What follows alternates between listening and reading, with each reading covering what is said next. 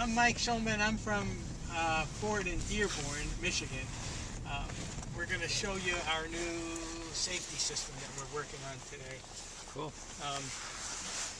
For a long time, safety in cars was what we call passive safety, airbags and seat belts, and how do you minimize the injuries to an occupant when they're in a crash. Then we started thinking about active safety, putting sensors on cars that could see what was happening and warn the driver before they got into a crash. So this vehicle, the Explorer, has 3 radars on it. 2 on the side and 1 in the front. And the radars on the side do things like blind spot warning. So there's a little icon that comes on in that side mirror that when you look in your mirror, it'll tell you if there's a vehicle there. And when you're backing up, you'll get that beep beep beep warning. And the radar in the front does some features we call a forward collision warning, and also something called adaptive cruise control. It's a radar-based speed control. So you set your car at 70, and if the car in front of you is only going 60, it'll slow you down to match their speed by controlling the throttle and brakes. And then when they move out of the way, take you back up. But the radar stuff is expensive. It's about $1,000 option on a car. We just announced on the new Explorer we're adding a camera, and the camera will do real-time image processing to see the lane markings. And when you start drifting out of your lane without your turn signal, it'll put a little vibration into the steering wheel and actually put a little torque into the car to push you back into lane. So, radars, cameras, all that stuff is coming, but what we're going to show you today is something that's really much more capable and much lower cost as a next generation called, it's wireless communication. So the same kind of wireless that people use in their laptops or their smartphones, we're putting into cars. Cars sending little wireless messages to each other. And the idea is, if you look, are those displays working in front of you? This one is. Yeah. So let me see if I can show you the kind of message that we're talking about. Here's this is a typical message that we would send.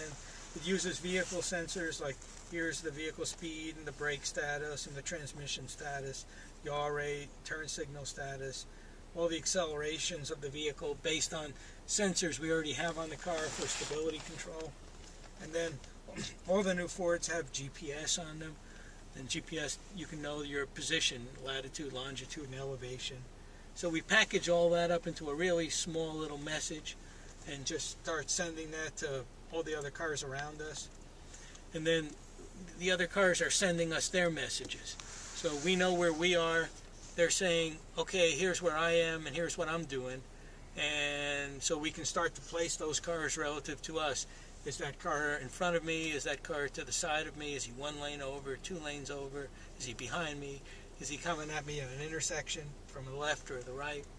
And then because I know his speed and his acceleration and my speed, my acceleration, I can start to predict which of those might be a threat, which of those could possibly be, lead to a crash.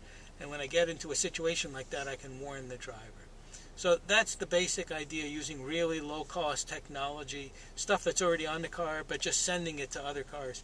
It has a range of about 1,000 feet, which is really all you need for cars that are about to crash. It's an anonymous message. It doesn't have stuff like the license plate number or the driver's license number. It just says, here's a vehicle, and here's where it's going, and here's how fast it's going. Stuff like that. So what we did is we worked with the government to identify what are the major vehicle-to-vehicle crash scenarios, and then we built warning algorithms to say if a car was in that, how would it react. When you put a radar on the front of a car or on the side of a car, it sees all the other vehicles right away. When you put this on your car, it only talks to other equipped vehicles. So Ford is working with General Motors and Honda and Toyota and Nissan and Mercedes and Volkswagen, Audi, Hyundai and Kia, all the car guys to kind of say, let's make this a standard that we all put on our cars. The government is thinking about a big field test of this, about 3,000 vehicles. There'll be cars and trucks and buses all equipped with this system that will run for about a year in a place called Ann Arbor, Michigan, starting in August of next year. And then after that, NHTSA is talking about a regulation that would require this on all new vehicles. And we're thinking about a kit that we could even retrofit onto existing vehicles. What's the get cost on something like that? The Anticipated.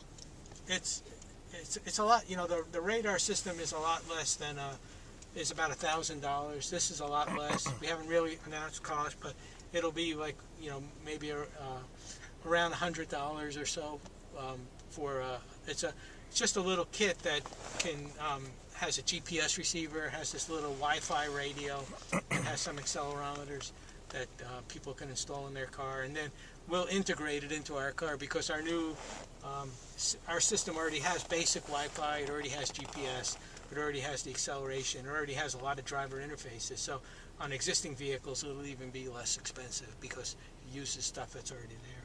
Cool. This doesn't override the driver. It's just a warning system. Right. For now, this is just a warning. Will there be any storage of the data? I mean, right for crash now, investigation when it does happen. Yeah, somebody just asked me that, and right now I don't think we figured that out yet. I didn't. You know, right now we're thinking we want people to accept this technology in their cars. We want to kind of convince them that it's not going to be used for tracking them when they go around. It's not going to be used for giving them speeding tickets. Sure. And so, you know, the privacy issues are something we really have to work through. I'm just thinking about the black box where you can see, you know, before collision how fast they were going, things like that. Yeah, we have an event data recorder Sure. on these cars, and exactly how we would tie this to the That's EDR is, I don't think we figured out yet. Okay, I just wondered about that. No, it's a good question, and yeah, we're still working that through. Okay. So the first crash, so we're going to show you some typical scenarios, and then how this system would react.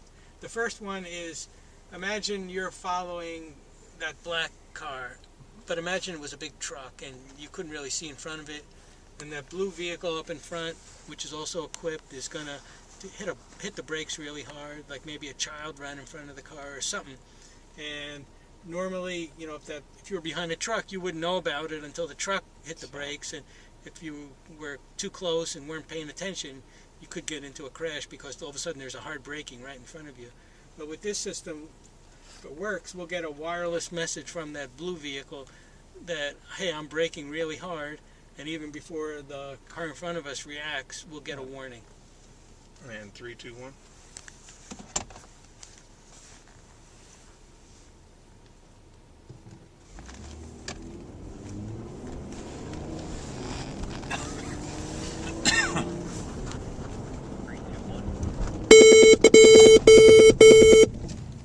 So that's the idea of the system. It uses the same driver interface that we have in production in Ford with the radar-based, like forward collision warning. That same tone, and if you noticed in front of the driver, these red LED lights came on. So you hear that tone if you're not paying attention. Then all of a sudden you'll look up and you'll see these red LEDs. Then that's a kind of looks like brake lights, and that's the cue that you need to start braking. You can adjust when that warning comes on. You know, some older people may want it sooner than younger people. Sure.